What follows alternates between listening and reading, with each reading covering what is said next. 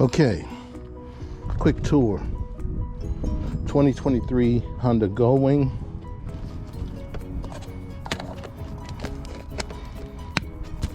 I know I've heard people say there's no reason to ever put water on it. Most of the parts are plastic.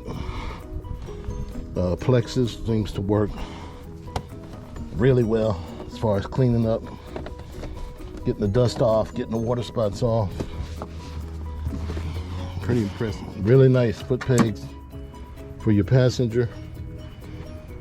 You know, one of the odd things about the GOLDWING, no clutch. This is the DCT GL 1800 automatic transmission, 7 speeds. I'm gonna take it out for a ride, let you hear it run through the gears, which is really pretty impressive. The speed, the power, the balance. It seems by having all the weight down low on the center of gravity, it gives the bike a much better sense of balance.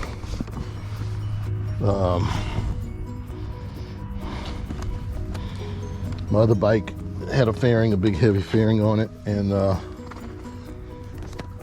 you know, the fairing was heavy, and you know, when you leaned into it, you know, you lean into a curve or something, you could feel the weight of that real heavy fairing. Here's what you need to know about a GOLDWING. First of all, it uses a key fob. There's no key. So like a modern car, if you have the key fob nearby or in your pocket, then the bike is completely unlocked and can be operated at your will. So we'll just go ahead and turn it on. Nice logo. And we'll go ahead and, of course, you get your safety messages and all. Go ahead and fire the bad boy up.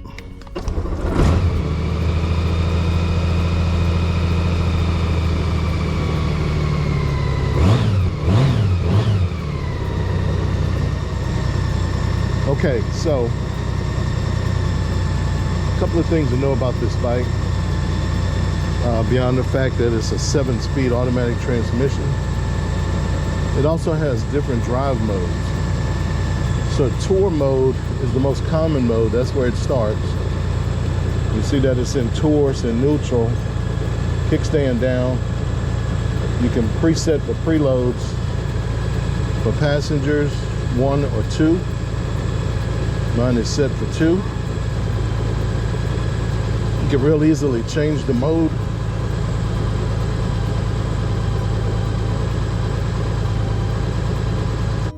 Since it is an automatic transmission, basically you have a neutral, you have a drive, you have automatic, and you have manual. Okay, you have cruise control, and I guess set would be down, and reserve or resume would be up. Okay, this here is just a neat little ventilation direction device. Got built-in navigation. This bike does also have Apple CarPlay, which is a little more involved, and I'll show you that a little later. But you can see that you have your options for different functions, your navigation, for example, different drive modes. This is Tour. Tour is pretty mild. The bike's easy to ride in Tour mode. You switch over to Sport mode, which really changes the whole dynamics of the bike. Drives a lot more like a street bike, like a sport bike would. Crotch rocket, if you will. A lot of pickup. It holds the gear so that it really wrings the gears out. The bike is incredibly fast. I don't know how fast. I don't have that much nerve. Of course, this is your bright light control right there. Your ABS, different functions, air temperature, outdoor air, trip. You can reset that, range, fuel range. You control all that from here, select. Okay, there's your range. You can change that function by hitting set. That would give you front tire pressure, rear tire pressure, and back to fuel range. Okay, and again, you can select, there's air temperature.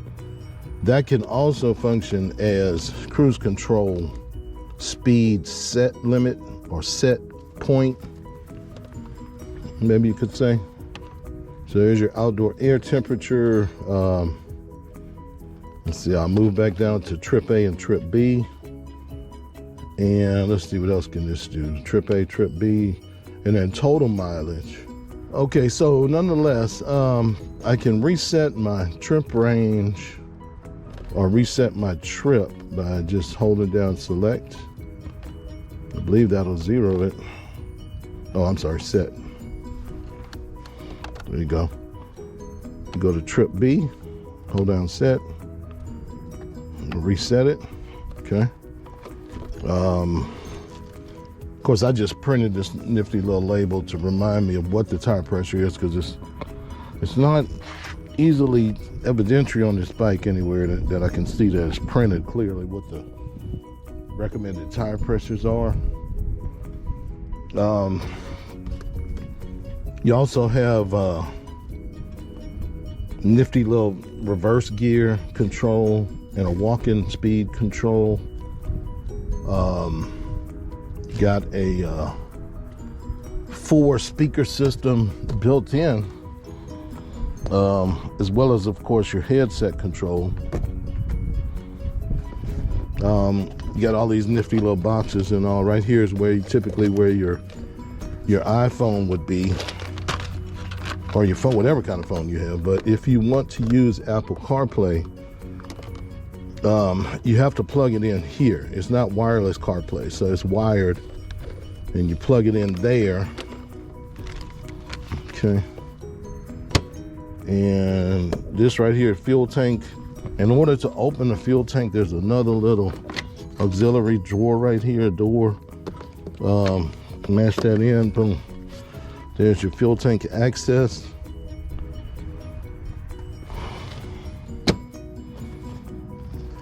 As you can see, it's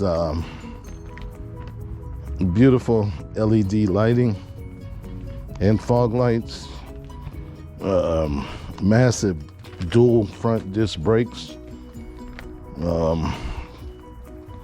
Everything really well built, very stout. Another really nice feature is these saddlebags are electronic. A little push of the button right there will release it. Again, there's also an indicator on the dash letting you know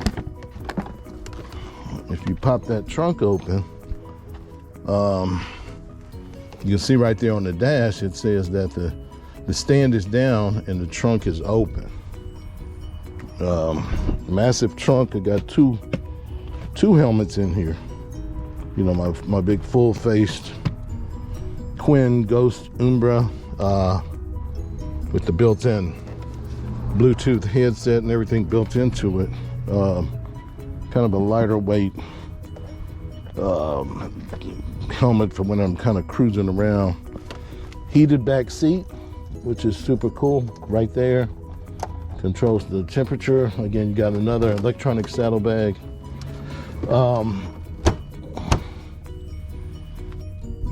The cool thing about the saddlebags is when you step away with the key fob, they will, once the key fob's out of range, the bike locks itself up and everything's disabled.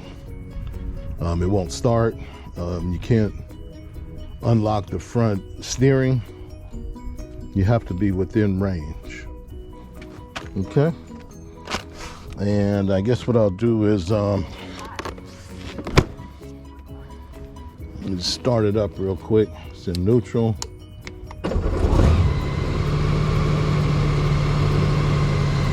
You also have electronic windscreen up for maximum protection, if that's your thing. Or if you like that wind in your face like I do, down. Looks a little sportier. We'll take it out for a ride.